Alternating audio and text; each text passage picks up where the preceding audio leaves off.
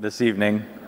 I'm glad that we are the final talk of this year's SALT event, and I'm very excited to discuss what I consider to be one of the most consequential questions of our lifetime, which is, are we alone in the universe? And I'm very lucky to have Karl Nell here joining me for this conversation. Karl, thank you so much for coming. And Anthony and AJ over at SALT, thank you so much for hosting this. So Karl, maybe to begin, can you share a little bit about your background, who you are, and perhaps why people should care what you say? Sure. Well, thanks, Alex. It's a pleasure and honor to be here. And it's a fantastic event, and I'm glad to see a large bunch of folks that stuck it out to the end for this talk. So I was fortunate. I had a four-year ROTC scholarship to Penn. I graduated with a degree in electrical engineering. The Army sent me overseas to do signal corps engineering projects, so I did a lot of strategic comm projects in Europe. I ended up working in Army Space Command. I commanded a satellite ground station, war trace to the Joint Chiefs. I spent some time at Wright-Patterson Air Force Base. The Army ultimately sent me to get a master's in mechanical engineering, a master's in strategic studies, graduate work in computer science. I was on track to stay in, but I decided that I wanted to pursue more of a technical career.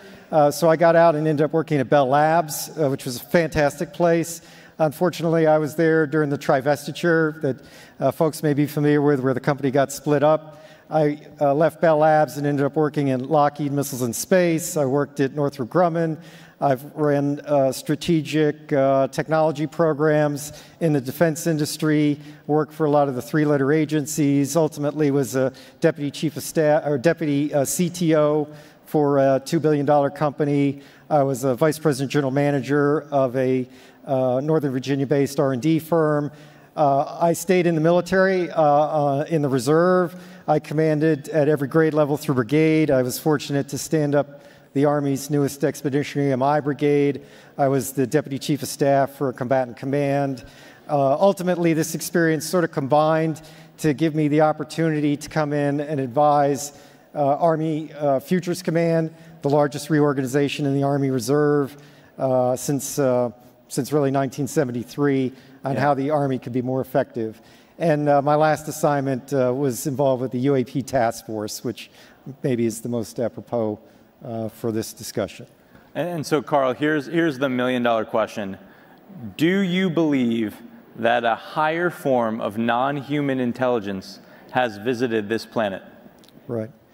So non-human intelligence exists. Non-human intelligence has been interacting with humanity. This interaction is not new, and it's been ongoing. And there are unelected people in the government that are aware of that. And so, Karl, that is quite a bold statement. I'm wondering, and I'm curious, how confident are you that that is true? There's zero doubt.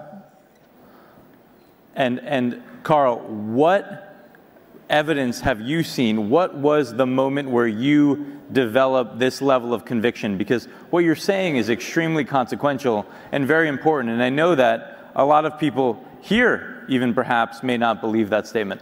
Right. Well, probably a better way to ask that is, how can the folks in the audience come to a common understanding of what this phenomenon is? And so there's sort of two tracks here. One is from first principles, and another is actually from the data. So let's take a look at the data. So we can look at some folks that have very high level access to information, like Paul Hellyer, who is the defense chief for Canada, has come out and said the same thing. We can look at Ham Eshed, the head of Israel's, or former head of Israel's Space Force, has said the same thing. Chris Mellon, Deputy Assistant Secretary for Intel, SAPCO, has essentially said the same thing. Lou Elizondo has said the same thing. David Grusch has said the same thing. David Grusch cleared for presidentially level material. So you're looking at people that are in a position to know this, and they're telling you the same thing. You could take a look at the Gang of Eight in the Senate. and in Congress. So there's 2 members of the Gang of 8, Marco Rubio and Senator Chuck Schumer, that signed up to the UAP disclosure amendment last year that basically said they're not being told the truth and we need to push forward on that. So that's sort of an overview of some of the data. From a first principles standpoint, what's so unusual about this realization? There's billions of stars in the galaxy. Life here evolved in 500 million years, which is basically a blink of an eye. We've found planets around every star that we've looked at. It's likely that the universe is full of life. If you look at the SETI program in particular, the SETI program has all the same assumptions that you would accept and probably make with respect to this topic, except that they believe that non-human intelligence is transmitting signals here. But at the same time, like, we're not transmitting signals. SETI doesn't transmit signals, and the only signals that are actually broadcast of high enough power into space for somebody to pick up come from broadcast television and ballistic missile early warning systems, which you could argue our technology is moving away from. We're going to satellite, we're going to fiber. Broadcast TV is a thing of the past. And if you get to some state where society is stable, maybe we don't need ballistic missile early warning systems. So the other guy is probably not going to transmit. But what the other guy may do is come here if that's possible to do. And there's physics models that suggest that that may be possible.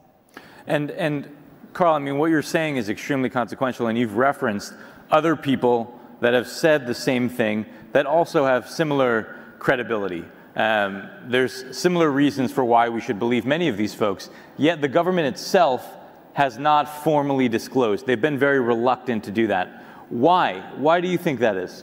So there's 6 basic reasons, and this, again, you could draw this out from first principles. There's a national security reason. There's the lack of a plan. There's the potential for societal disruption. There's the possibility that there's some non-public agreement. There's the potential for misdeeds and the desire to cover up misdeeds. And there's just the basic organizational intransigence and lack of priority that might be associated with the topic. So all these things are factors. The issue is that really the national security issue subsumes all the others. And so there's an opportunity maybe to contract the national security issue, similarly to what was done with nuclear weapons and nuclear energy, such that nuclear energy is not necessarily classified and is available to the public. But lack of a plan and the potential for societal disruption are key ingredients that would prevent any responsible leader from coming forward with information that they don't have the means to address in a responsible way. It would be irresponsible to do that. Okay, so what you're saying is that you have absolute conviction that a higher form of non-human intelligence has visited this planet, that there are factions within our own government that know about this, yet we still don't have a plan, and they may represent a security issue. This may pose a threat to humans, yet you still believe that we should disclose. Is that right? Correct, right. So there's really 3 reasons that trump all those others. And those others are basically valid, like I said. So the first issue is the moral right. The government exists for and by the people. And so the nature of reality is fundamentally not government information. People have a right to know the world in which we live, and the pursuit of happiness requires that knowledge. So that's sort of the first kind of overarching philosophical foundation for this. But, you know, as a corollary to that, if there are misdeeds that were done, then they need to be remediated. If there's lack of proper oversight, which is suggested by some of the whistleblowers, that needs to be remediated. So the first issue is the moral issue. The second issue is being in a reactive mode is never preferable to being in a proactive mode. So reactive mode is basically trying to prevent disclosure. But failing that, you might get a situation where you have catastrophic disclosure that creates all the problems that you were trying to prevent. So a more balanced middle path of controlled disclosure is the best way to do this, which is, again, an argument for some amount of disclosure. And the third part is simply societal advance and global competitiveness. More brain trust needs to be brought into this topic in order to make progress and to improve society. And so all 3 of those things together trump the 6 other reasons for non-disclosure. And what do you think happens if we don't disclose? I know you mentioned this idea of catastrophic disclosure. Maybe disclosure may be forced upon us. How do you think about that? So the situation is usually thought of as a binary state. It's like an all or nothing. And people have sort of argued this. But anybody paying attention realizes the government has already indicated that unidentified anomalous phenomena are real, they're not ours, and they're not our adversaries. The Pentagon has said that. Like, for people that are paying attention, like, that shoe already dropped. So for a lot of people, they think that the second shoe to drop is, this is non-human intelligence, and maybe the conversation stops there. Like, the president comes out and says, you know, there's non-human intelligence. The truth is that that will precipitate this crescendo of other questions that maybe the government's not ready to answer, that will court, if not precipitate, potential negative ramification for society. And so as an example of this, I would actually point to something from the ancient past, the Bronze Age collapse. So Eric Klein, Princeton University, 2015, wrote a very interesting book called 1177 BC, the year that civilization failed. And so this is well known to current scholarship. Within a single lifetime, all of the very effective ancient civilizations of the Bronze Age failed due to a confluence of reasons that are not necessarily fully understood today. So we're talking about Egypt, the Hittite Empire, the Minoan Empire, the Manasseh Empire, the Babylonian Empire. All these civilizations failed, never to return, other than, let's say, Egypt. And so these were highly sophisticated civilizations with highly developed infrastructures, highly developed administrative states. They were globalist, in a sense, very similar to today in terms of the known world, the known Near East. They were economically interdependent. They had both diplomatic ties and commerce ties. And yet these civilizations failed in a single lifetime because of stressors that these civilizations collectively could not address within the time frame. And so if we look at our society today, one might argue that it's similarly fractured, similarly under economic stress, similarly under cultural stress as well, you know, fractured and fragile diplomatic situation. It mirrors very much this scenario. Yeah. And so for a responsible decision maker, that is certainly a factor. And so I guess when you say that, are you implying that perhaps we as a society may not be ready for disclosure? Or are you saying that we may not be able to defend ourselves against this other force? So there's sort of different viewpoints on, you know, whether people are ready to, you know, deal with this phenomenon. And, you know, popular culture is kind of infused with this stuff. Roswell became a meme a long time ago. We got programs on ancient aliens, Skinwalker Ranch, all this stuff. I guess I would draw an analogy, though, for people that believe in a certain faith tradition, whatever that faith tradition is, and hold to that and subscribe to that in a very serious and devout way, and you know, sort of pose the question, even for folks of that ilk, and I would count myself as one, if you're confronted with the reality of your religious belief system, like the reality of the metaphysical, an angel, a messenger from God, what have you, that's going to be a sea state change in your way of dealing with reality, right? Even though you already believe it, right? So it's one thing to believe and it's another to know. And I think in this context, this phenomena has the potential for an analogous effect both on the individual and on society. Yeah, but do you think that the phenomena, this non-human form of intelligence, represents a threat to humanity? So this is a good question too, and some of the other folks have sort of framed things in that light. And I guess I would suggest that if the universe is governed by conservation laws, and it's probably reasonable to assume the laws of nature that we understand apply everywhere. We may have incomplete understanding, undoubtedly we do, of these laws, but they're sort of homogeneous and they apply throughout the universe. And so those laws are governed by conservation rules.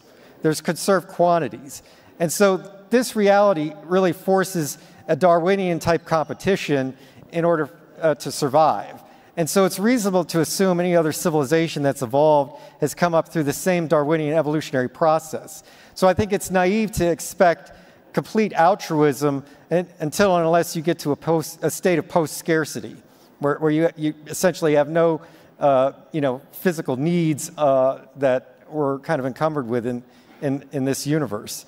And so in some sense, it's the economics of the future that are going to determine whether there's cooperation, competition, or some kind of symbiosis, and inform the intention. But to assume either malintent or complete altruism, I think, is somewhat naive. Yeah.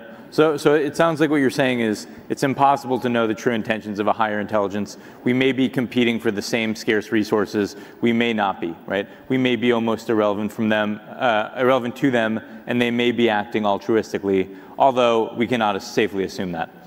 And so I guess I'm curious, if we continue down this disclosure path, do you believe that disclosure is inevitable? So, again, people that sort of look at this topic and study it, and there have been some good examinations on this from a historical standpoint, have realized that, like, we're not in really a new state. Like, this sort of disclosure emphasis has come and gone over time. And so this is not the first time we've arrived at this stage. I would suggest that maybe the peak of this current cycle happened last December with the Schumer amendment, and then it got rolled back. It was defeated in the House. And so it remains to be seen, if the process is going to continue. One hopes and can maybe draw a little bit of confidence that maybe this will come around is the colloquy that Senator Schumer and Senator Rounds had back in December. After their amendment got killed, they basically went on the Senate floor and articulated their rationale for the legislation. And I think Senator Schumer, to quote him, almost said it was a travesty that this did not pass. So this is, a bipartisan colloquy on a topic that I guess most people would probably consider fringe, and yet these two senators felt the need to do that and to double down on their desire to see this through. Yeah. So hopefully we'll see maybe a reintroduction of some version of that this summer, with the goal of maybe putting it into the NDAA by the end of the year. Do you think that it's imperative that the United States leads on the disclosure efforts? So this is an interesting question too, because this is a global phenomenon, and it's affecting other countries just like the United States. The reporting on this is clear over decades. Other countries have reported this stuff. And not only that, the Vatican has come out and made statements that reference or tangentially reference this topic. So organized religion has a say in this topic as well. So it's really a whole of planet, whole of humanity problem. And so the U.S. has got its role to play, but these other countries have their role to play, and it would behoove us to recognize that U.S. action could be preempted by another party, and it would be probably more conducive to work collectively. Yeah, I mean, I think the one thing that I don't fully understand that I'd love to get your thoughts on, Karl, I mean, if we assume that a higher form of non-human intelligence has been visiting this planet, if we assume that some of the statements made by folks like Dave Grusch are true, that we have crash materials, and if we assume that those craft that we may have exhibit characteristics that defy our current understanding of physics, it would seem that that technology would provide an incredible strategic advantage to whatever nation ends up reverse engineering it first. And so, to me, that would imply that there is a race happening to reverse engineer this, and that this topic would be a top priority. Do you agree with that?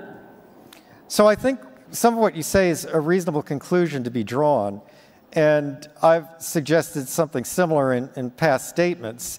The point here, though, is to go from a pre-disclosure to a post-disclosure world, maybe two stable states that are separated by an unstable middle ground.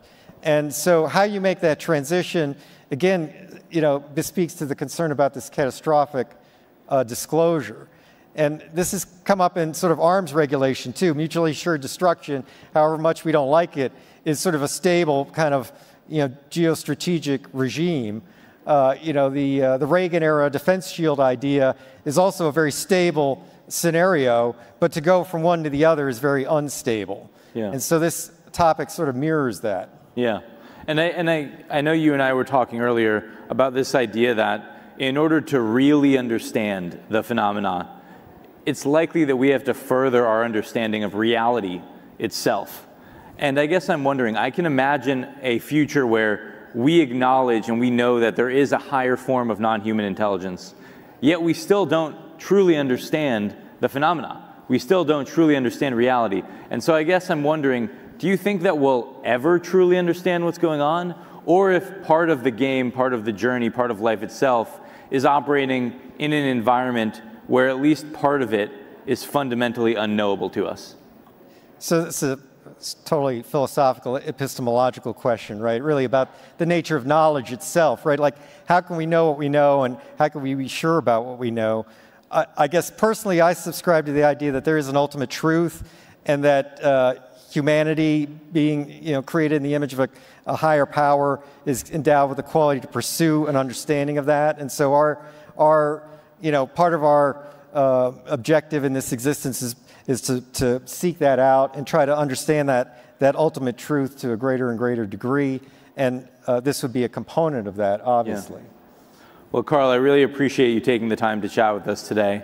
I'm hopeful and optimistic that together maybe we can move the ball forward here and further our understanding of what is really going on, because I certainly agree with you. I think it is very consequential that we figure this out. So thank you again for coming.